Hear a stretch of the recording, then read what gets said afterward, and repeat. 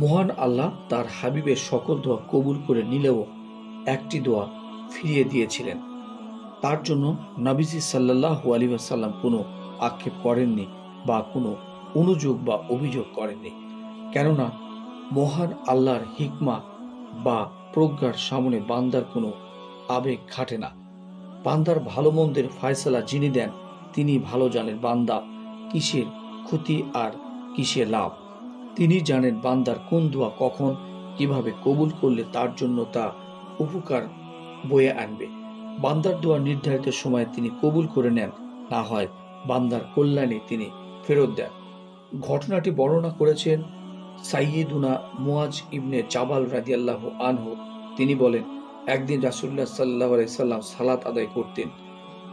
তিনি অবসর হলে আমরা বললাম বা তারা বলেন, হে আল্লাহর রাসূল, আজ আপনি সালাত দীর্ঘায়িত করেছেন।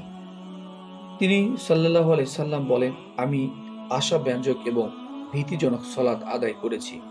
আমি মহিমান্বিত আল্লাহর নিকট আমার উম্মার জন্য 3টি জিনিস প্রার্থনা করেছি। তিনি আমাকে 2টি দান করেছেন এবং 1টি প্রত্যাখ্যান করেছেন। আমি তার নিকট প্রার্থনা করলাম যে তাদের ব্যতীত তাদের শত্রুপক্ষ যেন আধিপত্য বিস্তার করতে না পারে। তিনি আমাকে এটা দান করেছেন। আমি তার নিকট আরো প্রার্থনা করলাম যে আমার গোটা উম্মাহকে যেন পানিতে ডুবিয়ে মারা না হয়। তিনি এটাও আমাকে দান করেছেন।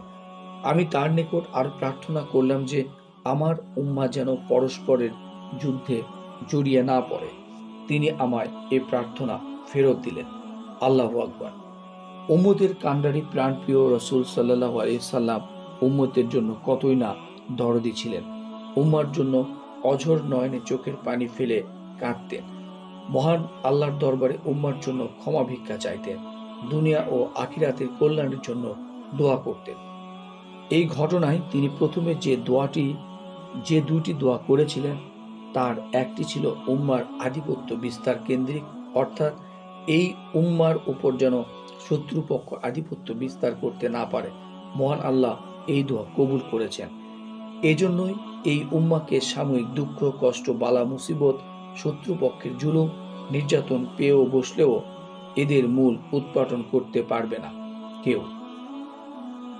উম্মা ঠিক তার আধিপত্য বিস্তার করে নেবে।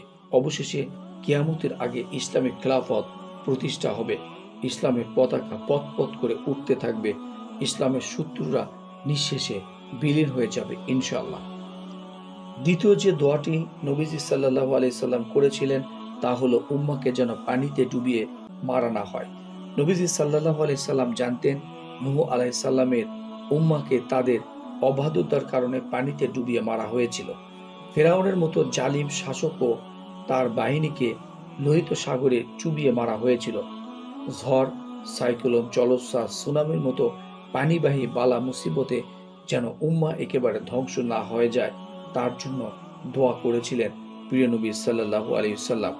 মহান আল্লাহ তার এই দোয়া কবুলও করেছিলেন। শিরক, সমকামিতা, আল্লাহর অবাধ্যতা সহ হাজারটা গুনাহ করেও উম্মাহ এখনো টিকে আছে। পূর্ববর্তী নবী রাসূল সাল্লাল্লাহু আলাইহি সাল্লামের উম্মার মতো সমূলে উৎপাটন হয়ে যায়নি। এটাও নবীজি সাল্লাল্লাহু সাল্লামের দোয়ার বদৌলতে। অবশেষে যে দোয়াটি মহান আল্লাহ রব্বুল আলামিন কবুল করেননি তা হলো উম্মাহ নিজেদের মধ্যে যেন যুদ্ধে না জড়িয়ে যায়। আমরা সকলেই জানি নবীজি সাল্লাল্লাহু আলাইহি সাল্লামের খেলাফতের পর উম্মার মধ্যে যুদ্ধ লেগে যায়। ওমর ও ওসমান রাদিয়াল্লাহু আনহু শাহাদাত বরণ করেন। আলী রাদিয়াল্লাহু আনহুর সাথে মুয়াবিয়া রাদিয়াল্লাহু আনহুর যুদ্ধ সংঘটিত হয়। ইতিহাস যাকে সিফফিনের যুদ্ধ বলে। আম্মাজান আয়েশা, তালহা ও জুবাইর রাদিয়াল্লাহু আনহুর সাথে আলী রাদিয়াল্লাহু আনহুর যুদ্ধ সংঘটিত হয়। আমরা যেটাকে জঙ্গে জামালে বা উটের যুদ্ধ বলে জানি।